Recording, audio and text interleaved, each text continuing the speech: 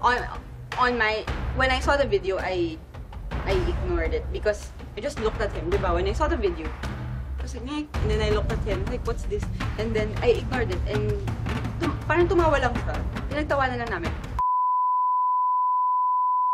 Wala, I don't believe in taking possession over my partner. Like, it's still his life and he can do what he wants.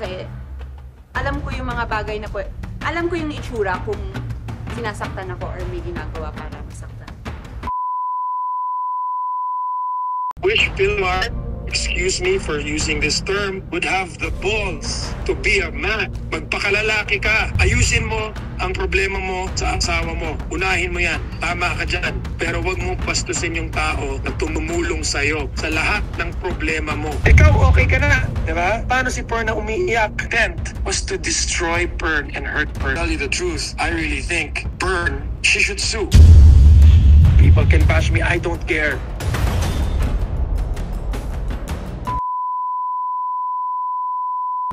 He was doing or his intentions were, that doesn't matter to him, I guess, because the only opinion that matters to him is mine. Siyempre, pag lasing, nag-uusap.